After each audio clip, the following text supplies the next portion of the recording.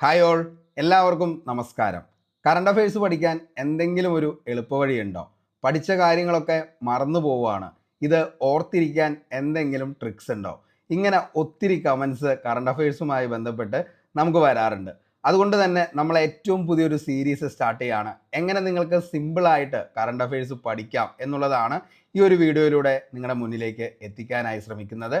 അതിനുവേണ്ടി നമ്മൾ ചെയ്യുന്നത് 2022 മുതൽ 2025 വരെ PSC നടത്തിയ 125ഓളം എക്സാമുകളിലെ കറണ്ട് അഫയേഴ്സും അതിൻ്റെ അനുബന്ധ വസ്തുതകളുമാണ് നമ്മൾ ഈ ഒരു സീരീസിലൂടെ നിങ്ങളുടെ മുന്നിലേക്ക് എത്തിക്കുന്നത്. അപ്പോൾ തുടക്കക്കാരായ ഒരു ഉദ്യോഗാർത്ഥിക്ക് പോലും എവിടെ നിന്നൊക്കെയാണ് കറണ്ട് അഫയേഴ്സ് പഠിക്കേണ്ടത്, അല്ലെങ്കിൽ ഏതൊക്കെ കറണ്ട് അഫയേഴ്സ് പഠിച്ചാൽ നമുക്ക് കറണ്ട് അഫയേഴ്സിൽ ഈ പറയുന്ന നല്ലൊരു സ്കോറിലേക്ക് എത്താനായിട്ട് പറ്റുമെന്നുള്ളത് നിങ്ങൾക്ക് മനസ്സിലാവുന്നതായിരിക്കും.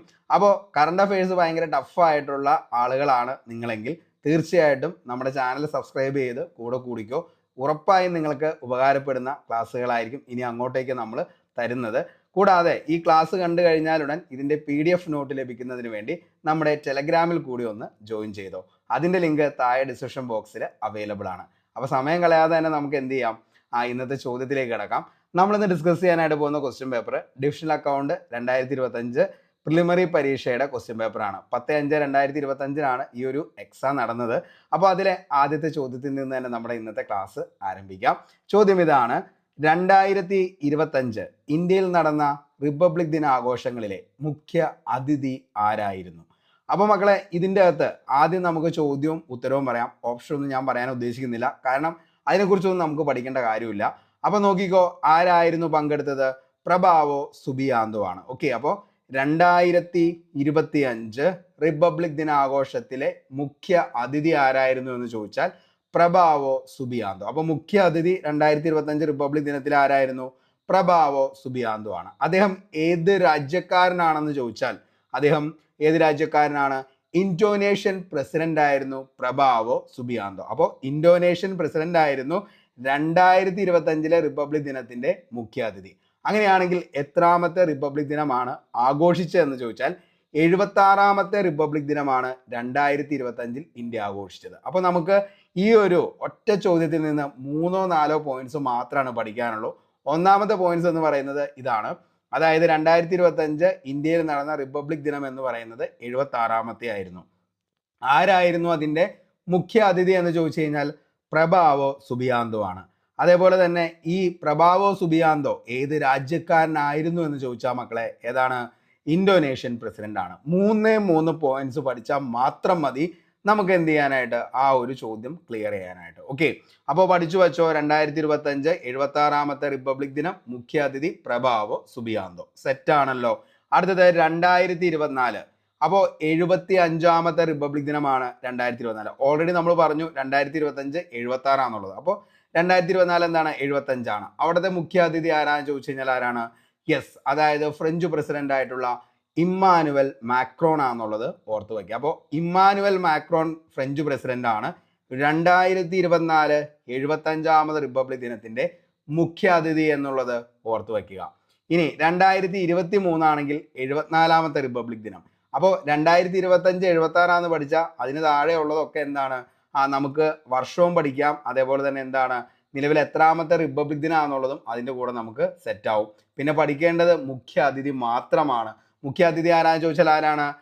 അബ്ദുൾ ഫത്താഹ് അൽ സീസി ആണ്. അദ്ദേഹം ഈജിപ്ഷ്യൻ പ്രസിഡന്റ് ആണെന്നുള്ളതും എന്ത് ചെയ്യുക, ഓർത്ത് വയ്ക്കുക. അപ്പോൾ നമ്മൾ ഒരേ ഒരു പോയിന്റ്സും ക്ലിയർ ആയിട്ട് പഠിച്ചാൽ അതിൻ്റെ കൂടെ തന്നെ നമുക്ക് എന്ത് ചെയ്യാം, ബാക്കിയെല്ലാം നമുക്ക് സെറ്റായിട്ട് പഠിച്ചു പോകാൻ പറ്റുന്നതായിരിക്കും. കാരണം 2025 76ാമത്തെ റിപ്പബ്ലിക് ദിനാന്നുള്ളത് നമ്മൾ പഠിച്ചു. അപ്പോൾ 2024 75 2023 74. പിന്നെ നമ്മൾ എപ്പോഴും PSC ചോദിക്കുന്നത് മുഖ്യ അതിഥി ആരാന്നുള്ളതാണ്.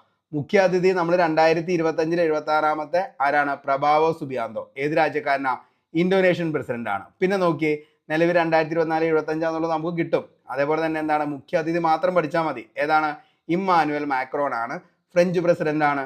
ഇനി അടുത്ത് നോക്കിയേ, 74ാമത് മാത്രം പഠിച്ചാൽ മതി. ആരാണ് അത്? ഈജിപ്ഷ്യൻ പ്രസിഡന്റ് ആണ്, അബ്ദുൾ ഫത്താഹ് അൽ സീസി.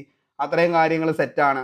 ഇനി COVID-19 മഹാമാരിയുടെ പശ്ചാത്തലത്തിൽ 2021-22 വർഷങ്ങളിൽ റിപ്പബ്ലിക് ദിനാഘോഷ ചടങ്ങുകൾ മുഖ്യ അതിഥികളൊന്നും ഉണ്ടായിരുന്നില്ല എന്നുള്ളത് കൂടി മനസ്സിലാക്കി വയ്ക്കുക. അപ്പോൾ ഇത്രയും കാര്യങ്ങളാണ് ഈ ഒരു ചോദ്യത്തിൽ നമുക്ക് പഠിക്കാനുള്ളത്. അപ്പോൾ ചോദ്യം നമ്മൾ വ്യക്തമായി പഠിച്ചിട്ടുണ്ടെങ്കിൽ തീർച്ചയായിട്ടും അതിൻ്റെ ഉത്തരം നമുക്ക് സെറ്റ് ആയിരിക്കും. കാരണം എന്താണ്, നിലവിൽ ഒരേ ഒരു 2025-76 പഠിച്ച 2024-75 എന്നുള്ളത് നമുക്ക് കിട്ടും, 2023-74 കിട്ടും. ബാക്കി 2 വർഷങ്ങൾ നിലവിൽ വന്നിട്ടില്ല എന്നുള്ളതും മനസ്സിലാക്കി വെച്ചാൽ മതി. പിന്നെ ആ പേരും അതേപോലെ തന്നെ അത് ഏത് രാജ്യത്തെ പ്രസിഡന്റ് ആയിരുന്നു എന്നുള്ളത് മാത്രം എന്ത് ചെയ്താൽ മതി, പഠിച്ചാൽ മതി. അപ്പൊ നമുക്ക് സെറ്റ് അല്ലേ? നോക്കിയേ, 2025-76 പ്രഭാവോ സുബിയാന്തോ എവിടുത്തെ പ്രസിഡന്റാ? ഇന്തോനേഷ്യൻ. അടുത്ത 2024 ആരാണ്? French president Emmanuel Macron. 75ാമത്തെ റിപ്പബ്ലിക് ദിനം നമ്മൾ പഠിച്ചു കഴിഞ്ഞു. 2023-74 ആരാണ്? Egyptian president Abdel Fattah al Sisi. സെറ്റാണ് ആ കാര്യം. ബാക്കി 2 വർഷങ്ങളിലും കോവിഡ് ആയതുകൊണ്ട് നിലവിൽ എന്ത് ചെയ്തിട്ടില്ല, മുഖ്യ അതിഥികൾ ഉണ്ടായിരുന്നില്ല എന്നുള്ളത് കൂടി മനസ്സിലാക്കി വയ്ക്കാം. നമുക്ക് അടുത്ത ചോദ്യത്തിലേക്ക് പോകാം.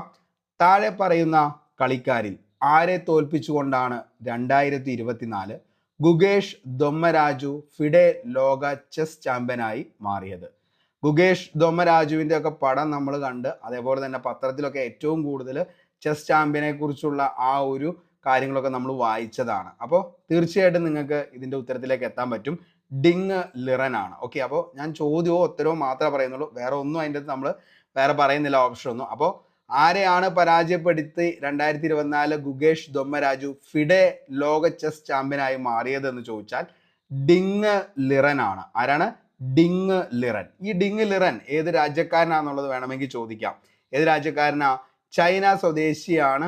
ആരെന്ന് പറയുന്നത്? ഡിങ് ലിറൻ എന്ന് പറയുന്നത്. ഗുകേഷ് ദൊമ്മരാജു ചൈനയുടെ ഡിങ് ലിറനെ പരാജയപ്പെടുത്തിയാണ് ചരിത്രത്തിലെ ഏറ്റവും കുറഞ്ഞ ലോക ചെസ് ചാമ്പ്യനായിട്ട് മാറിയത്. അപ്പോൾ 2024 ഫിഡെ ലോക ചെസ് ചാമ്പ്യനായി മാറിയത് ആരാണെന്ന് ചോദിച്ചാൽ ആരാണ്? നമ്മുടെ ഗുകേഷ് ദൊമ്മരാജു ആണ്. ഗുകേഷ് ദൊമ്മരാജു ആരെയാണ് പരാജയപ്പെടുത്തിയതെന്ന് ചോദിച്ചാൽ ഡിങ് ലിറൻ ആണ്. ഡിങ് ലിറൻ ഏത് രാജ്യക്കാരനാണെന്ന് ചോദിച്ചു കഴിഞ്ഞാൽ ചൈനക്കാരനാണെന്നുള്ളത് മക്കളെ മനസ്സിലാക്കി വയ്ക്കുക. ഓക്കെ, ഇനി 1985 22 വയസ്സിൽ കിരീടം നേടിയ റഷ്യൻ ഇതിഹാസം ഗ്യാരി കാസ്പറോവിനെയാണ് ഗുകേഷ് മറികടന്നത് എന്നുള്ളത് കൂടി മനസ്സിലാക്കുക. അപ്പോൾ 1985 22ാം വയസ്സിൽ കിരീടം നേടിയ റഷ്യൻ ഇതിഹാസമായിട്ടുള്ള ഗ്യാരി കാസ്പറോവിനെ മറികടന്നാണ് ഗുകേഷ് ഈ നേട്ടം കൈവരിച്ചത് എന്നുള്ളത് കൂടി മനസ്സിലാക്കണം. ലോകത്തിലെ ഏറ്റവും പ്രായം കുറഞ്ഞ ചെസ് ഗ്രാൻഡ് മാസ്റ്റർ അഭിമന്യു മിശ്രയാണ്. ലോകത്തിലെ ഏറ്റവും പ്രായം കുറഞ്ഞ ചെസ് ഗ്രാൻഡ് മാസ്റ്റർ ആരാന്ന് ചോദിച്ചു കഴിഞ്ഞാൽ അത് അഭിമന്യു മിശ്രയാണ്. 12ാം വയസ്സിലാണ് ഇന്ത്യൻ വംശജനായ അമേരിക്കൻ ചെസ് കളിക്കാരൻ ആര്? ഈ പറയുന്ന അഭിമന്യു മിശ്ര എന്നുള്ളത് കൂടി ഓർത്തു വയ്ക്കുക. അപ്പൊ നമ്മൾ ഈ ഒരു ചോദ്യത്തിൽ നമ്മൾ പറഞ്ഞ 3 പേരുകളാണ്. ഒന്ന് നമ്മുടെ ആരാണ്? ചരിത്രത്തിലെ തന്നെ ഏറ്റവും പ്രായം കുറഞ്ഞ ലോക ചെസ് ചാമ്പ്യനായി മാറിയത് ആരാണെന്ന് ചോദിച്ചാൽ അത് ഗുകേഷ് ദൊമ്മരാജു ആണെന്നുള്ളത് മനസ്സിലാക്കുക. ഗുകേഷ് ദൊമ്മരാജു. അദ്ദേഹം പരാജയപ്പെടുത്തിയത് ആരാന്ന് ചോദിച്ചു കഴിഞ്ഞാൽ ആരെയാണ്? അതായത് ഡിങ് ലിറനെയാണ് അദ്ദേഹം പരാജയപ്പെടുത്തിയത്. ഡിങ് ലിറൻ ഏത് രാജ്യക്കാരനായിരുന്നു എന്ന് ചോദിച്ചു കഴിഞ്ഞാൽ ചൈനക്കാരനായിരുന്നു. അതേപോലെ തന്നെ ഇത്രയും വലിയൊരു നേട്ടം മറികടന്നത് ആരുടെയാണെന്ന് ചോദിച്ചു കഴിഞ്ഞാൽ അത് ഗ്യാരീസ് കാസ്പറോവിൻ്റെ ആണ്. അദ്ദേഹം റഷ്യൻ ഇതിഹാസ ചെസ് ചാമ്പ്യൻ ആയിരുന്നു. അദ്ദേഹത്തിൻ്റെ നേട്ടമാണ് ആര് മറികടന്നത്? ഗുകേഷ് ദൊമ്മരാജു മറികടന്നത് എന്നുള്ളത് കൂടി മനസ്സിലാക്കി വയ്ക്കുക. ഇനി ലോകത്തിലെ ഏറ്റവും പ്രായം കുറഞ്ഞ ചെസ് ഗ്രാൻഡ് മാസ്റ്റർ ആരാന്ന് ചോദിച്ചു കഴിഞ്ഞാൽ മക്കളെ അത് അഭിമന്യു മിശ്രയാണെന്നുള്ളത് കൂടി മനസ്സിലാക്കുക. അപ്പോൾ ഇത്രയും കാര്യങ്ങളാണ് നമ്മൾ ഇന്നത്തെ കറണ്ട് അഫയേഴ്സിൽ മനസ്സിലാക്കിയത്. അപ്പോൾ ഈ കറണ്ട് അഫയേഴ്സ് ക്ലാസ് നിങ്ങൾക്ക് ഇഷ്ടപ്പെട്ടെങ്കിൽ ഉറപ്പായിട്ടും ലൈക്ക് ചെയ്യുക. നിങ്ങളുടെ വിലയേറിയ അഭിപ്രായം താഴെ കമൻറ്റ് ബോക്സിൽ രേഖപ്പെടുത്തുക. നിങ്ങൾക്ക് ഇത് ഇഷ്ടമാണെങ്കിൽ തീർച്ചയായിട്ടും നമ്മളിത് കണ്ടിന്യൂസ് ആയിട്ട് 125 ക്വസ്റ്റ്യൻ പേപ്പർ നമ്മൾ പറഞ്ഞ് പഠിപ്പിച്ച് സെറ്റാക്കി നമ്മൾ പോകും. അതിന് നിങ്ങളുടെ സപ്പോർട്ട് കൂടിയേ തീരുള്ളൂ. അപ്പോൾ മാക്സിമം എല്ലാവരിലേക്കും ഒന്ന് ഷെയർ ചെയ്യുക. അതേപോലെ തന്നെ ഇതിൻ്റെ PDF നോട്ടിന് നമ്മുടെ ടെലഗ്രാമിൽ ഇപ്പം തന്നെ ജോയിൻ ചെയ്തോ. ലിങ്ക് താഴെ ഡിസ്ക്രിപ്ഷൻ ബോക്സിൽ അവൈലബിൾ ആണ്. അപ്പോൾ നമുക്ക് എന്ത് ചെയ്യാം, 2025 വരാനിരിക്കുന്ന എല്ലാ എക്സാമുകളിലെയും കറണ്ട് അഫയേഴ്സ് നിങ്ങൾക്ക് ഇതിലൂടെ സെറ്റായിരിക്കും. നമ്മുടെ ഏറ്റവും പുതിയ ബാച്ച് സെപ്റ്റംബർ 10ാം തീയതി നമ്മൾ സ്റ്റാർട്ട് ചെയ്യും. അപ്പോൾ ആ ഒരു ബാച്ചിലേക്ക് ജോയിൻ ചെയ്യാനായിട്ട് താല്പര്യമുള്ളവർ ആരെങ്കിലും ഉണ്ടെങ്കിൽ മറ്റൊന്നും ചെയ്യേണ്ട ആവശ്യമില്ല, നമ്മുടെ ചാനൽ സബ്സ്ക്രൈബ് ചെയ്യുക. കൂടാതെ തൊട്ട് താഴെയുള്ള ടെലഗ്രാം ചാനലിൻ്റെ ലിങ്കിൽ കൂടി നിങ്ങളൊന്ന് ജോയിൻ ചെയ്യുക. അപ്പോൾ നിങ്ങൾക്ക് നമ്മളിടുന്ന ഓരോ ക്ലാസ്സിൻ്റെയും PDF നോട്ട് അവിടെ ലഭിക്കുന്നതായിരിക്കും. എല്ലാവർക്കും നന്മകൾ മാത്രം വരട്ടെ എന്ന് ആത്മാർത്ഥമായി സർവേശ്വരനോട് പ്രാർത്ഥിച്ച് ഇന്നത്തെ ക്ലാസ് ഇവിടെ വെച്ച് വൈൻഡപ്പ് ചെയ്യാണ്. Signing off Arun Kombanadan. Thank you.